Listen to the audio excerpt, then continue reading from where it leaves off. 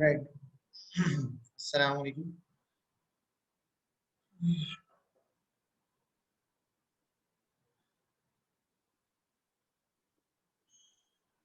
Let's wait for 1 to 2 minutes, 1-2 minute wait कर लेते हैं ताकि सब कनेक्ट हो जाए।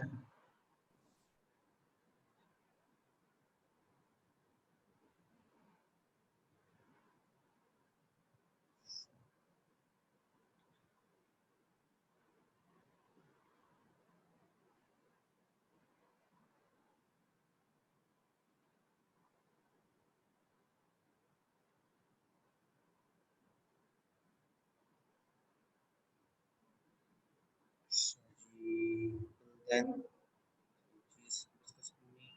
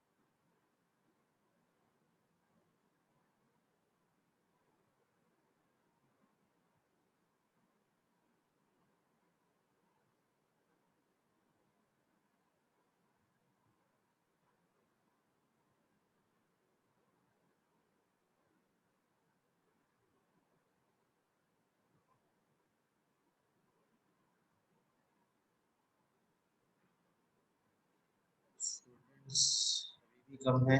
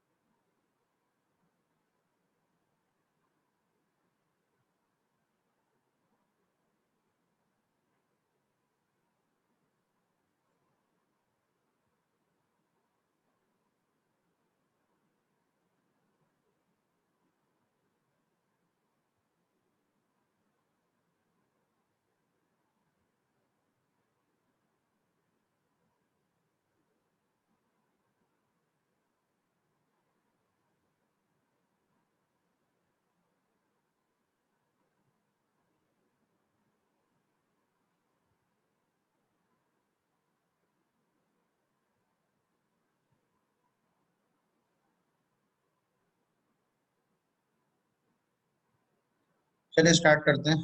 इतना वेट काफ़ी है। कनेक्ट हो सकते तो हो गए। तो पहली चीज़ यहाँ से स्टार्ट करना है। ये मैंने लास्ट टाइम एक एक्टिविटी दी थी। तो ये जो स्टूडेंट्स हैं, मोहम्मद अहसन हैं, एहसन सिद्दीकी हैं, शमास असलम है, साद हैं, अब्दुल रऊफ हैं, उस्मान वारिस हैं, मोहम्मद अब्दुल्ला है। आप सबने एक्टिविटी क्यों नहीं सबमिट करवाई अभी तक? ये अभी क्लास में है सारे स्टूडेंट्स, इनमें से कुछ?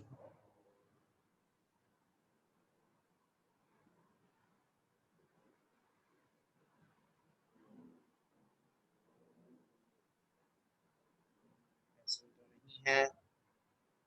आज भी नहीं है तो ऑनलाइन भी है इसका। आपको एक कॉन्सेप्चुअल मॉडल भी दे सकते थे, एक्टिविटी में तो पार्टिसिपेट करते। अगर लैपटॉप कल बन के आया ठीक है, सही है, लेकिन बहुत सारे और ऑल्टरनेटिव्स है जिनको आप अडॉप्ट करके काम कर सकते हो। अल्लाह ना करे इन केस अगर मिसाल के तौर पे आपका लैपटॉप खराब हो जाए और कल आपका एग्जाम हो तो आप क्या करते हो? अगले दिन आपका एग्जाम हो या 1 घंटे बाद आपका एग्जाम हो, ये तो इलेक्ट्रॉनिक है, उसका तो कोई भरोसा नहीं होता। 1 घंटे बाद खराब हो गया फिर क्या करोगे आप? फिर एग्जाम छोड़ दोगे? नहीं छोड़ोगे ना। उसके लिए आप कुछ ना कुछ लोगे, किसी बोरो करोगे, कुछ करोगे, किसी दोस्त के पास जाओगे, काम करोगे। तो इसकी तरफ आप एक्टिविटी की तरफ क्यों ये बिहेवियर है भाई? अगली दफा ये बिहेवियर होगा तो मैं नेगेटिव मार्किंग करूंगा। जितने स्टूडेंट्स सबमिशन लेट करेंगे या नहीं करेंगे उनके मैं नेगेटिव मार्किंग करूंगा। जो सबमिशन लेट करेंगे उनके कम ऑब्वियसली होगा, और जो बिल्कुल नहीं करेंगे उनके मैं एक्स्ट्रा नेगेटिव मार्किंग करूंगा। और ये मार्किंग आपकी फाइनल एग्जाम्स तक जाएगी। ठीक है, ये मैं जस्ट फॉर सेक ऑफ ये नहीं करूंगा, क्योंकि आप लोगों को एक्टिविटी देने का मकसद यही है कि आप लोग की प्रैक्टिस हो जाए। आपकी प्रैक्टिस अगर आप एक दफा हैंड्स ऑन नहीं करोगे, एक चीज समझते रहोगे, तो उसमें कंफ्यूजन है। क्योंकि लास्ट टाइम आप लोग, जैसे कुछ स्टूडेंट्स का कहना है कि हम लास्ट टाइम हम लोग लिख के क्लास में ही लिख मतलब सामने हमारे कोड होता था, और इस दफा आप पहले से कोड हुआ हुआ होता है उसको आप एक्सप्लेन कर रहे होते हैं। तो एक्सप्लेन, अब इतना टाइम है नहीं कि मैं हर क्लास में कोड लिखूं, तो इस चीज की प्रैक्टिस के लिए मैं आपको एक्टिविटी देता हूँ।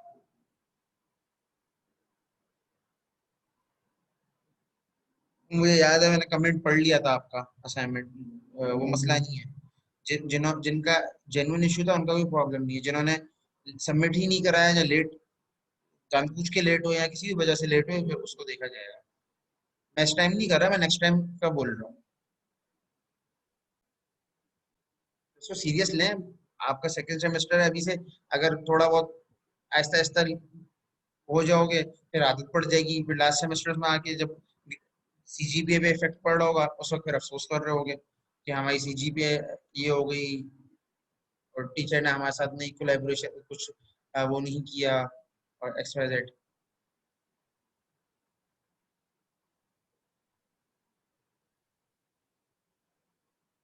ऑलराइट जी। लास्ट टाइम हमने बेसिकली क्लासेस और मेथड्स को इन डिटेल देखा था। ठीक है, और उसके हमने डिफरेंट वेरिएंट्स को भी देखा था, और उसके साथ हमने ट्राई किया था।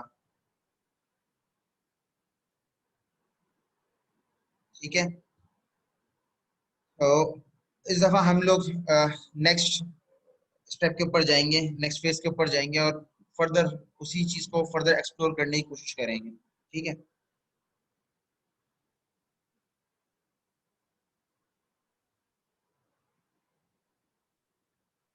ऑलराइट।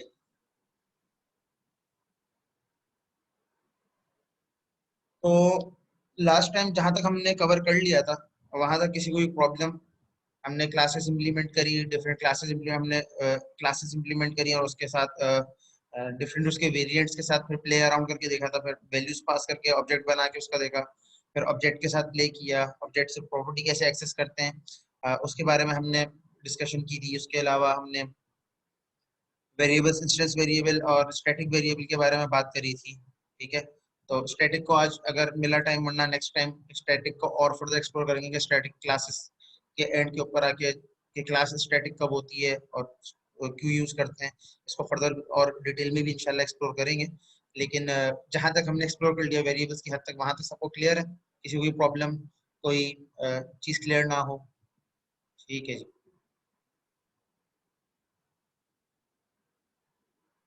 तो आज का जो हमारा कंसर्न है, जहाँ से हम स्टार्ट करेंगे, बेसिकली वो कंस्ट्रक्टर्स हैं। ठीक है, और कंस्ट्रक्टर्स को पढ़ाने का रीजन ये है कि जाहिर सी बात है, जब आप प्रैक्टिकल लाइफ में बहुत सा काम कर रहे होते हैं या प्रोजेक्ट के ऊपर काम कर रहे होते हैं, तो हर काम को करने के मल्टीपल वेज हैं। ये मैं शुरू से ही ये बात तकरीबन बोलता हुआ आ रहा हूँ कि हर काम को करने के मल्टीपल वेज है।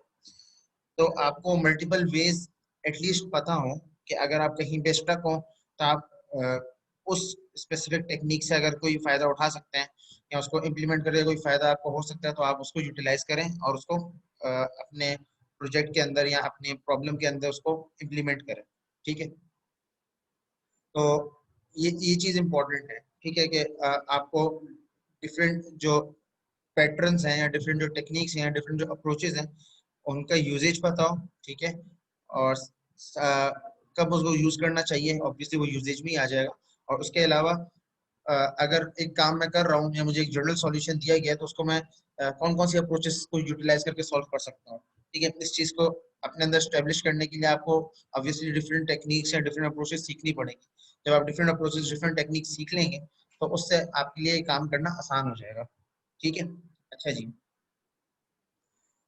तो अब हम लोग स्टार्ट करते हैं कंस्ट्रक्टर को। तो कंस्ट्रक्टर की जो बेसिक डेफिनेशन है, ठीक है, जो बुक के अंदर भी लिखी हुई है, मैंने वही यहाँ पे कमेंट्स के अंदर लिखी हुई है। तो मल्टी लाइन कमेंट आपको पता होंगे कि सी शार्प में कैसे होते हैं। जिस तरह से आप लोग की सी शार्प पढ़ते हुए आ रहे हो तो आप लोग को चीज़ें पता है। ठीक है, अब मैं एक्सपेक्ट कर रहा हूँ कि कुछ चीज़ें आपको ऑलरेडी पता है, उन्हीं चीज़ों को कंटिन्यू कर रहे हैं।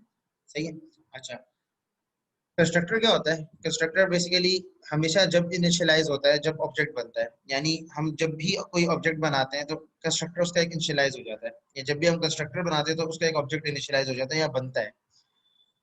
और नॉर्मली या नॉर्मली कह लें या हमेशा कह लें कि आपका जो कंस्ट्रक्टर होता है उसका नाम सेम होता है क्लास नेम से। ठीक है, वो कैसे होता है ये हम उसको देखेंगे। फर्दर मोर कंस्ट्रक्टर की खुद की कोई रिटर्न टाइप नहीं होती। ठीक है, यानी एक्सप्लिसिट रिटर्न टाइप का मतलब यहाँ पे ये है कि उसकी अपनी कोई इटसेल्फ रिटर्न टाइप नहीं होती जो कि वो रिटर्न करे, क्योंकि इटसेल्फ वो कुछ नहीं होता है। इटसेल्फ वो एक तरीके का एक इंस्टेंस या एक क्लोन टाइप ही है। ठीक है, जिस तरह से object is an instance of class, इस तरीके से कंस्ट्रक्टर भी is an specialised instance of class. ठीक है, जिसमें आपका जो सिग्नेचर होता है वो बेसिकली सेम होता है, जो आपका मेथड सिग्नेचर्स होते हैं वो सेम होते हैं। सिग्नेचर मेथड सिग्नेचर का मतलब यही होता है जो उसका नाम वगैरह होता है वो चीज सेम होती है। ठीक है, तो जनरली ये जेनेरिकली हम लोग कंस्ट्रक्टर का जो पैटर्न होता है वो होता है एक्सेस। बेसिकली जो एक्सेस स्पेसिफायर होता है कि पब्लिक है प्राइवेट है, दोनों में से कौन सा है। ठीक है, और क्लास नेम जो भी आप जिस नाम से आपसे आपकी क्लास है उसी नाम से आप उसका कंस्ट्रक्टर बना रहे होते हैं। अगर पैरामीटर्स पास करने हैं आपको, ठीक है, जिसको हम आर्ग्यूमेंट्स भी कभी कभार कह रहे होते हैं, ठीक है, तो उसकी लिस्ट अगर आप आर्ग्यूमेंट्स पास कर रहे हैं और फिर कर्ली ब्रेसेस के अंदर आपका कोड होता है। और कर्ली ब्रेसेस अगेन रिपीटिंग कि कर्ली ब्रेसेस का जो टारगेट होता है वो बेसिकली ये होता है कि आप स्कोप डिफाइन कर रहे होते हैं by the help of curly braces. आपका जो सर स्कोप होता है जी, सर आप अभी क्लास स्टार्ट कब हुई है? मैंने अभी ज्वाइन किया है। आपने क्या पढ़ा है? अभी ये भी स्टार्ट किया है, आप क्लास ले लो, स्टार्ट किए सही। क्लियर हो जाएगा खुद ही। ठीक है, टेंशन नहीं लो, जब अगर मैं पूछूंगा क्लियर नहीं है तो उस वक्त आप पूछ सकते हो। ओके। ठीक है, तो पैरामीटर्स जो अगर हम पास कर रहे हैं अपने कंस्ट्रक्टर को तो उसकी लिस्ट होगी। अगर एक है तो एक, अगर मल्टीपल है तो मल्टीपल। ठीक है, और स्कोप के अंदर जो हमारे कर्ली ब्रेसेस हैं जिससे हम स्कोप डिटरमाइन करते हैं अपने जो भी हम क्लास बना रहे हो या कंस्ट्रक्टर बना रहे हो वो होगा, और उसके अंदर कंस्ट्रक्टर का कोड। ठीक है, यहाँ तक कोई मसला किसी को? कंस्ट्रक्टर का कॉन्सेप्ट क्लियर है? कंस्ट्रक्टर होता क्या है? सर एक बार थोड़ा सा बता दें। जी, मैं रिपीट कर देता हूँ। कंस्ट्रक्टर बेसिकली ये जिस तरीके से object is an instance of class, इसी तरीके से कंस्ट्रक्टर भी इज एन स्पेशलाइज्ड कह सकते हैं आप एक तरीके से इंस्टेंस ऑफ क्लास है। ठीक है, जब भी आप कोई भी कंस्ट्रक्टर बनाते हैं तो वो बेसिकली एक ऑब्जेक्ट को ही क्रिएट करता है। ठीक है, लेकिन डिफरेंस क्या होता है ऑब्जेक्ट और कंस्ट्रक्टर के अंदर, कि जो कंस्ट्रक्टर होता है उसका जो नाम होता है, जो उसका सिग्नेचर होता है, ठीक है, वो सेम होता है सिंटैक्टिकली क्लास से। ठीक है, और कंस्ट्रक्टर की कोई अपनी रिटर्न टाइप नहीं होती। जो क्लास की रिटर्न टाइप होती है, जो क्लास रिटर्न कर रही होती है, वही कंस्ट्रक्टर रिटर्न कर रहा होता है। ठीक है, और इसी तरीके से जो जनरल या जेनेरिक वर्जन है कंस्ट्रक्टर का, उसका एक सिंटेक्स है कि अगर जो भी आपका एक्सेस है या जो एक्सेस स्पेसिफायर होता है, देन क्लास का नाम, जिस भी क्लास का नेम के का कंस्ट्रक्टर आप बना रहे हैं, और देन उसका स्कोप। ठीक है, स्कोप के अंदर आपके कंस्ट्रक्टर का कोड होता है जो भी आप उससे काम करवाना चाहते हैं एक्स वाई जेड, और पैरामीटर लिस्ट अगर आप पैरामीटर्स पास करना चाहते हैं।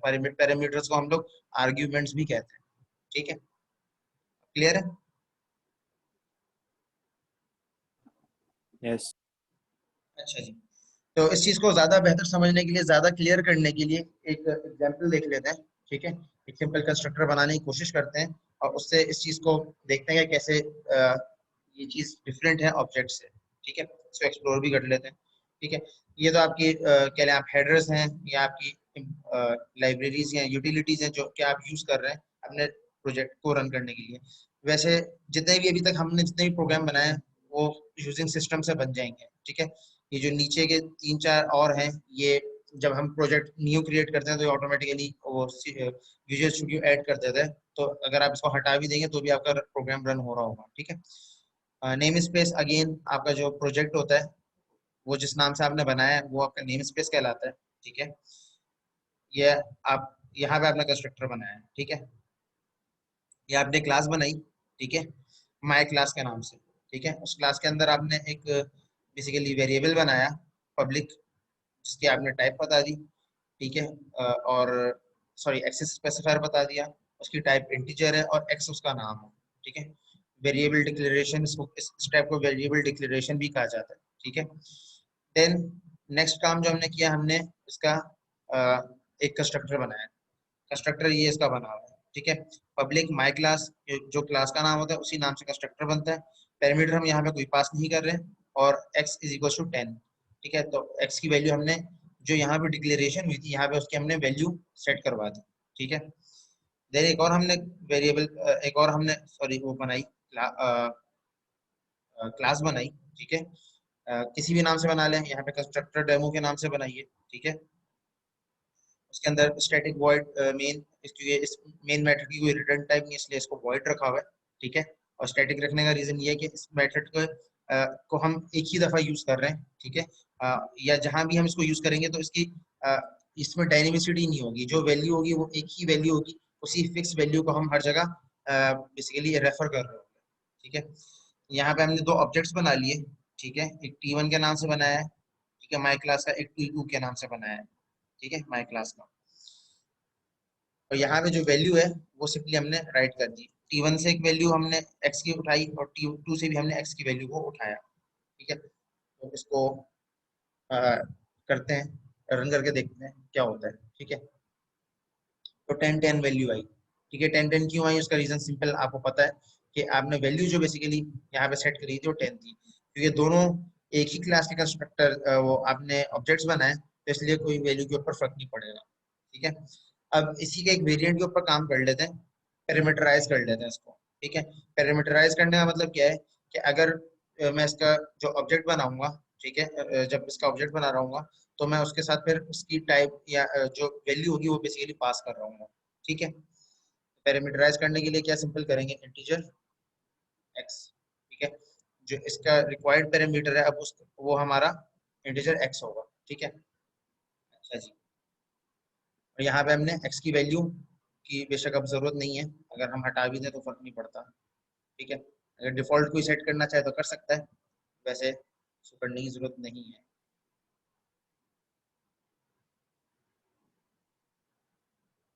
ठीक है, रन कर दे।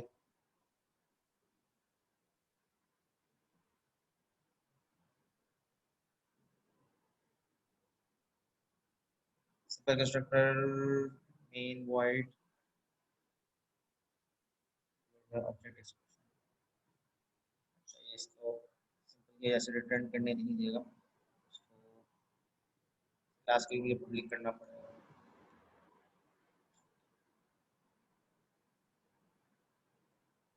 और यहाँ पे भी क्लास जो बन रहा है इसमें मैं पास कर देता हूँ, इसमें मैं पास कर देता हूँ।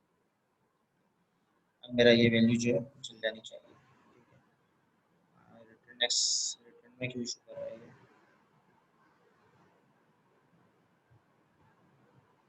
मैं आसान कर देते हैं इसको और सिंपल कर देते हैं, x equals to 1 कर देते हैं।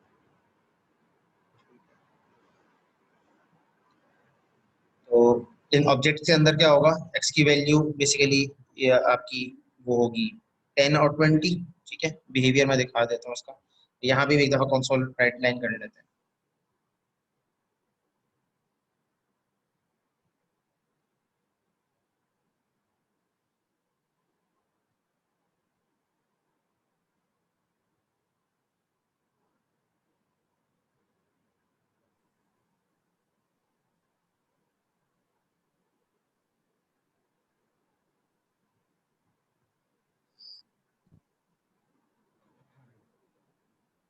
4G पे चला रही हूँ मैं, मेरे पास बैलेंस नहीं है। भाई को बोले नेट के पैसे भरे। माइक करंटली ऑफ कर लें और माइक जब कुछ बोलना हो तब ऑन कर दिया करें।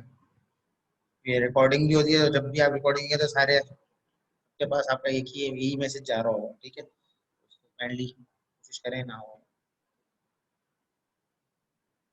ठीक है।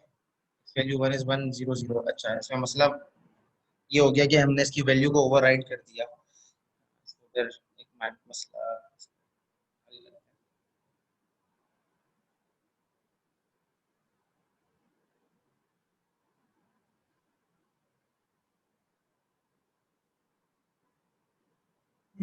रिटर्न क्यों नहीं चलने दे रहा? मेरे हिसाब से रिटर्न सही वर्क करना चाहिए उसके। Since simple constructor dot my class dot name teacher return void and a return keyword must not be followed by an object expression.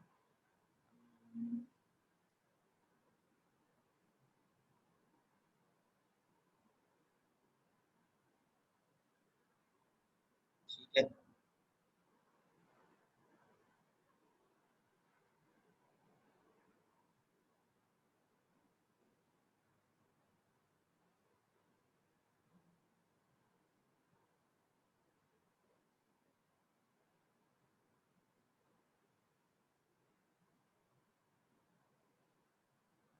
समझिए मसला क्या हुआ है।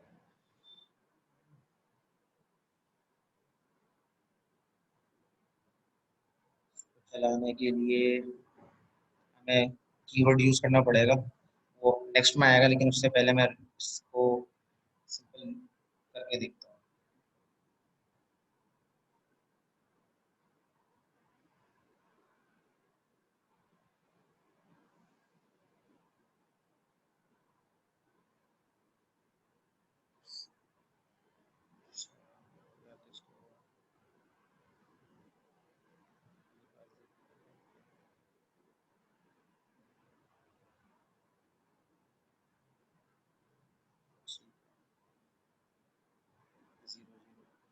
वैल्यू सेट नहीं हो रही है इसकी ना।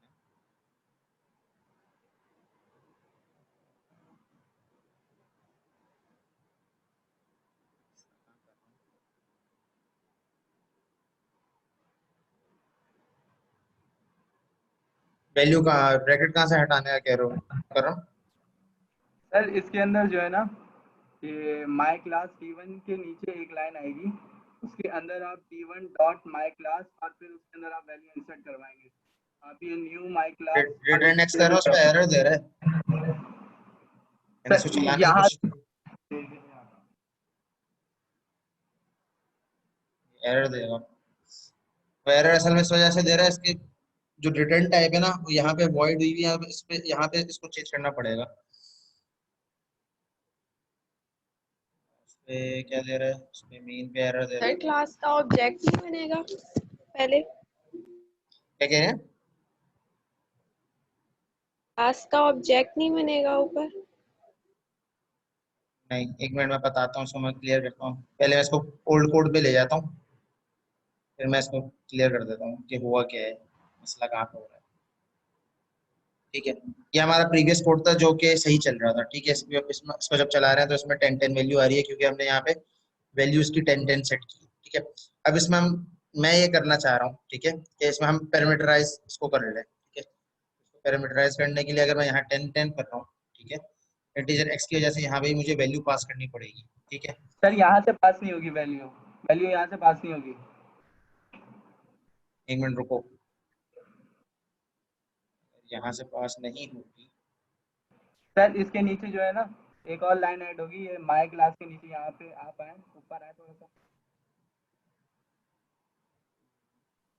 यार इसके इस वाली लाइन के नीचे दूसरी वाली है T1 के मैं बुक्स, एक मिनट बुक को रेफर कर लेता हूँ, उसमें मैंने पैरामीटराइज वाली एग्जांपल करी थी, उसमें मैं कहाँ गलती कर रहा हूँ क्लियर हो जाएगा। सर आपने ऑब्जेक्ट तो बना दिया समझ गया उसका, मैं, लेकिन समझ गया आप मैं गलती जो कर रहा हूँ वो समझ गया मैं यहाँ पे एक और वेरिएबल बनाना पड़ेगा, जो कि वो मुझे अभी रिकमेंड भी कर रहा था उसमें। यहाँ पे इसकी वैल्यू आई कर दें, यहाँ पे आप वैल्यू की जगह पास कर दें।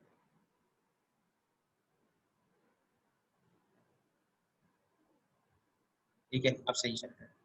असल में मसला ये हो रहा था कि इसको इसको इस तरीके से चलाने के लिए, जिस तरीके से मैं चला रहा था, उसके लिए एक कीवर्ड है दिस। वो मैंने एक्चुअली अभी यूज नहीं किया, मतलब मैंने आप लोगों को इंट्रोड्यूस नहीं कराया, इसलिए मैंने उसको चला के नहीं दिखाया। उसका काम भी रेफरेंस का ही होता है, वो भी आगे आएगा, उसको हम उस वक्त देख लेंगे। खैर, यहाँ पे जो मैं एक जो हम काम करना चाह रहे थे, सिंपल क्या करना चाह रहे थे, हम वैल्यू पास करना चाह रहे थे। ठीक है, जिस तरीके से हमने मेथड के अंदर पास करी थी, उस तरीके से हम कंस्ट्रक्टर के अंदर भी पैरामीटर पास करके देख रहे थे, या आर्ग्यूमेंट पास करके देख रहे थे। तो उसमें ये मसला हो रहा था कि मैं सेम वैल्यू को ही अगर यूटिलाइज कर रहा था, तो वो उसको मुझे मल्टीपल टाइम यूज नहीं करने दे रहा था। ठीक है, तो उसके लिए सिंपल सॉल्यूशन क्या है कि एक कॉल वेरिएबल ले लिया और उसमें उसकी वैल्यू को सेव करवा के उसको यूटिलाइज कर लिया। ठीक है, हालांकि मेरे हिसाब से रिटर्न वाली जो स्टेटमेंट है वो भी चलनी चाहिए थी। उस पर एरर सी शार्प में क्यों दे रहा है आई डोंट नो। पाइथन और जावा में तो ये लॉजिक चल जानी चाहिए थी। इसको मैं टेस्ट करूंगा वैसे, तो फिर शेयर भी कर दूंगा रिजल्ट, अगर टेस्ट करने के बाद क्या होता है। ठीक है, तो इन शॉर्ट कंस्ट्रक्टर्स को आप जो कंस्ट्रक्टर होते हैं उसमें आप रेफरेंस भी सॉरी आर्ग्यूमेंट्स भी पास कर सकते हैं। ठीक है, जब आप कंस्ट्रक्टर बना लें। ठीक है, और विदाउट आर्ग्यूमेंट्स भी आप उसको यूटिलाइज कर सकते हैं। तो आपकी जो भी एप्लीकेशन हो वहाँ पे आप उतने पैरामीटर्स को यूज कर सकते हैं। यहाँ पे इंटीजर की जगह एरे भी हो सकती है। बाय द वे, आप लोगों ने एरे पढ़ी भी है? एरे और प्रोग्रामिंग फंडामेंटल कोर्स में पढ़ा था एरे को? Yes sir. ठीक है, कि मैं एरे को आगे एक दो एग्जांपल्स है वहाँ पे मैं उसको यूज करना चाहता हूँ। ठीक है, तो मैं ये सोच रहा था ये इंट्रोड्यूस ना करानी पड़े। ठीक है, तो इंट्रोड्यूस हुई भी तो ठीक है, इसको यूज करते हैं हम स्टैक को इम्प्लीमेंट करेंगे by end of this chapter जो हम अभी कर रहे हैं। खैर, यहाँ तक क्लियर है?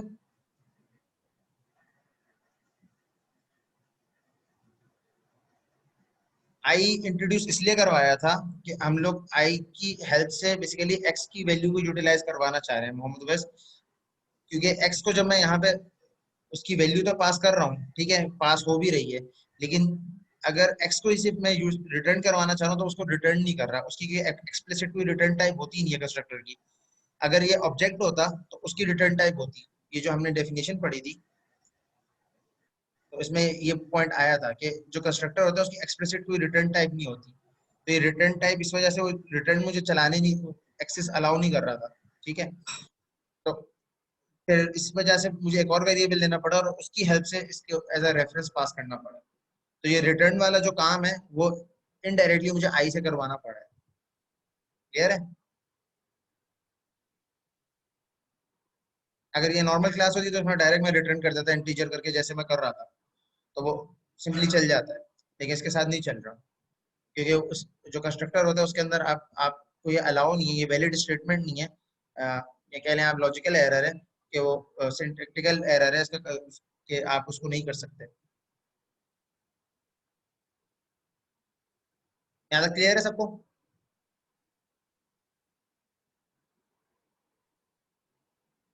क्या प्रॉब्लम है वैसे पूछो।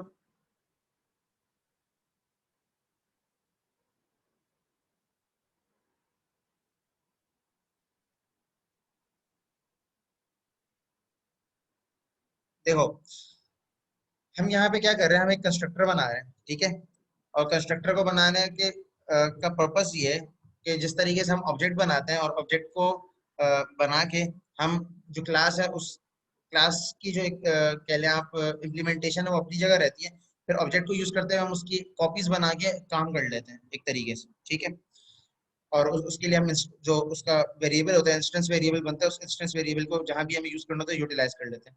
सिमिलरली अगर हमें यही काम करना हो तो उसके लिए एक और ऑप्शन जो है वो कंस्ट्रक्टर्स का भी है। ठीक है, और कंस्ट्रक्टर्स का जो फायदा है ये फायदा कहें या ऑप्शन कहें, ठीक है, वो ये है कि आप अगर कहीं पे आप डायरेक्ट क्लास को यूटिलाइज करना चाहते हैं, ठीक है, और उसके लिए अगर आप ऑब्जेक्ट के एक तो तरीका ऑब्जेक्ट वाला है, दूसरा तरीका कंस्ट्रक्टर का है, यानी अब ये के लिए एक और पॉसिबल वे है क्लास को यूज करने का या रीयूज करने का। ठीक है, तो क्योंकि हम ऑब्जेक्ट ओरिएंटेड पढ़ रहे हैं तो रीयूजेबिलिटी को ही हम ऑब्जर्व कर रहे हैं। तो जो कंस्ट्रक्टर है वो सिंपल कंस्ट्रक्टर तो ये है कि उसमें कोई भी आपका पैरामीटर ना हो। ठीक है, वो तो आपको समझ आ गया। आप बोल लो पैरामीटर वाला आपको बिल्कुल समझ नहीं आया, तो उसमें क्या किया हमने कि हमने जो कंस्ट्रक्टर बनाया था उसमें हमने एक पैरामीटर रख दिया, ठीक है।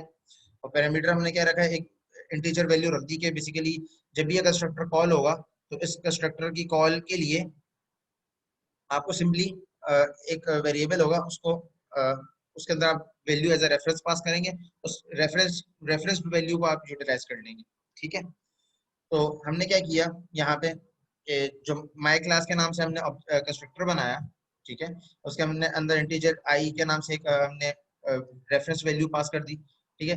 क्योंकि जो कंस्ट्रक्टर होते हैं उसकी अपनी कोई रिटर्न टाइप नहीं होती, ठीक है। तो इसलिए वो रिटर्न स्टेटमेंट मुझे यूज नहीं करने दे रहा था। अगर वो क्लास होती है, मेथड होता, तो मैं उसमें यूज कर सकता था, क्योंकि कंस्ट्रक्टर था उसमें मैं यूज नहीं कर सकता। तो इस वजह से मुझे आई को यहाँ पे इंट्रोड्यूस कराना पड़ा, ठीक है। तो मैंने एक और वेरिएबल बना लिया आई के नाम से, ठीक है। पब्लिक उसका एक्सेस रख दिया, और एक्स की जो भी वैल्यू, आई की जो भी वैल्यू आ रही है वो मैंने एक्स में सेट करवा दी। और फिर क्या किया, नेक्स्ट स्टेप में जो मेन क्लास है या मेन एक और क्लास बना के मेन मेथड बनाया, ठीक है। और उसमें क्या किया कि इसके दो ऑब्जेक्ट्स बना लिए, और उस ऑब्जेक्ट के अंदर एक्स की जो भी वैल्यू सेट हो रही है उसको हमने प्रिंट करा लिया। तो एक्स की वैल्यू एक दफा हम 10 पास करें, एक दफा हम 20 पास कर रहे हैं, तो हमने जब इसको जो रन करेंगे तो 10 और 20 आप आंसर आ रहा है, ठीक है। लास्ट टाइम क्या हो रहा था, अगर मैं उसके अंदर कोई वैल्यू सेट कर रहा था, अगर एक ही वेरिएबल यूज कर रहा था कंस्ट्रक्टर के अंदर, तो वो यूज नहीं करने दे रहा था, ठीक है।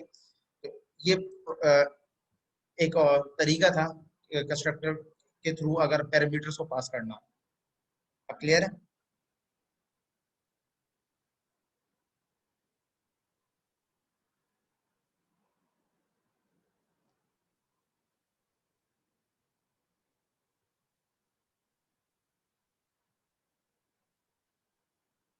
क्लियर है वैस? मैं आपसे पूछ रहा हूँ कि आपके लिए मैंने रिपीट किया था ये सारा।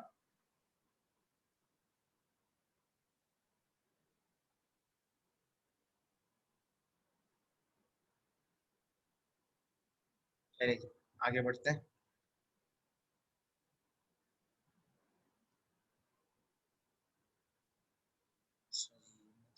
जो हमने चीज को डिस्कस करना था,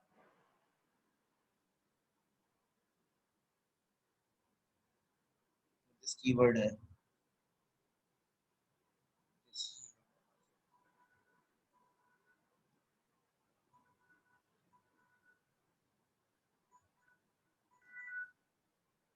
एक मिनट में कॉल ले लूँ मैं।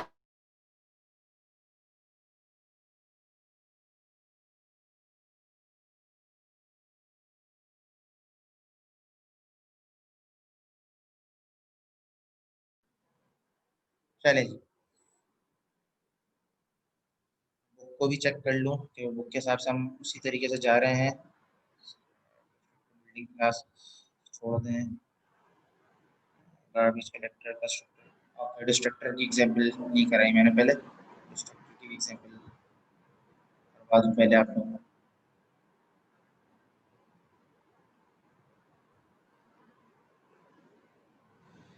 अच्छा जी, जब कंस्ट्रक्टर जैसे बनाया जाता है, ठीक है, इसी तरीके से कंस्ट्रक्टर जब मतलब एक दफा बन जाता है, जब तक क्लास की लाइफ साइकिल चल रही है तब तक वो कंस्ट्रक्टर रहता है। लेकिन अगर आप कंस्ट्रक्टर को बनाने के बाद खत्म करना चाहते हैं विद इन एग्जीक्यूशन साइकिल, ठीक है, तो उसके लिए ऑप्शन होता है डिस्ट्रक्टर का, ठीक है। कि आप कंस्ट्रक्टर को खत्म करने के लिए डिस्ट्रक्टर होता है, ठीक है। तो उसके लिए सी शार्प के अंदर जो सिंटैक्स है, ठीक है, तो वो सिंपल है कि आप ये सिंबल है आपका, जो कि आपकी अगर अपने कीबोर्ड में देखेंगे तो 1 के बराबर में की होती है। तो कंट्रोल प्रेस करके ये प्रेस करेंगे, वो 1 के बराबर में जो बटन है जो कीबोर्ड में, तो ये सिंबल आएगा। सिंबल का एप्रोप्रिएट नेम तो मुझे नहीं पता, ठीक है, तो साइन सॉर्ट ऑफ कह सकते हैं आप, ठीक है। तो जो भी आप कंस्ट्रक्टर बनाए उसका आप डिस्ट्रक्टर भी उसको डिस्ट्रॉय करने के लिए उसके लिए डिस्ट्रक्टर है, सिंपल ये कॉन्सेप्ट है, ठीक है। तो फॉर एग्जाम्पल हम यहाँ पे क्या कर लेते हैं, एक क्लास बनाई डिस्ट्रक्टर के नाम से, उसमें एक वेरिएबल बनाया, ठीक है। यहाँ पे एक उसका ऑब्जेक्ट बनाया डिस्ट्रक्ट के नाम से, सॉरी ऑब्जेक्ट नहीं कंस्ट्रक्टर बनाया ऑब्जेक्ट के नाम से, ठीक है। उसमें उसकी जो पैरामीटर आई पास किया, ठीक है, एक्स की जो वैल्यू वो आई में जा रही है, ठीक है। फिर क्या किया हमने, जब डिस्ट्रक्टर कॉल होगा तो डिस्ट्रक्टर को हम से उसको डिस्ट्रॉय करेंगे, ठीक है। फिर हमने एक ऑब्जेक्ट बनाया, ठीक है, जो कि बेसिकली कंस्ट्रक्टर्स जनरेट करेगा। अब हम यहाँ पे एक कंस्ट्रक्टर नहीं, हम यहाँ पे 100 कंस्ट्रक्टर या 1000 कंस्ट्रक्टर को देखेंगे, पहले वो क्रिएट होंगे फिर उनको डिस्ट्रॉय करेंगे, ठीक है। तो 1000 कंस्ट्रक्टर बनेंगे, 1000 कंस्ट्रक्टर डिस्ट्रॉय होंगे, या 100 को मैंने 100 कर दिया था शायद, तो 100 कंस्ट्रक्टर बनाएंगे, 100 कंस्ट्रक्टर डिस्ट्रॉय करेंगे, ठीक है। तो उसके लिए कुछ भी नहीं किया, सिंपल एक और क्लास यूज की है डिस्ट्रक्टर डेमो के नाम से, आप कोई भी नाम रख सकते हैं क्लास का एज यू विश, ठीक है। एक ऑब्जेक्ट बनाया उसका, ठीक है, और उसको स्टार्ट किया 0 से, यानी क्योंकि हमने इसको पास किया था, ठीक है, और पास करने के लिए हमने क्या किया था कि जो वैल्यू हमने उसको इंटीजर आई दिया था, तो इसलिए हमें वैल्यू पास करनी पड़ेगी यहाँ पे, ठीक है।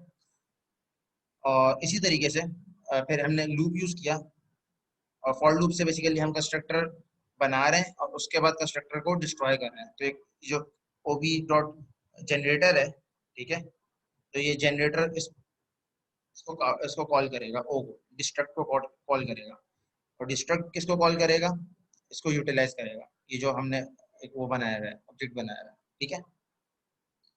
उसके बाद जब ये चीज ये बन जाएगी तो उसको हम डिस्ट्रक्ट कर देंगे, खत्म कर देंगे खुद ही, ठीक है। तो इसका बिहेवियर देखते हैं प्रोग्राम का क्या है। कोड समझ आया नहीं आया आप लोगों को? ये मुझे लग रहा है चैट पे व्हाट्सएप ग्रुप की बातें ज्यादा होना शुरू हो गई, ठीक है। सर पूरा कोड शो नहीं हो रहा। पूरा कोड तो शो एक साथ होगा भी नहीं, मैंने पार्ट पार्ट में ही समझाया है।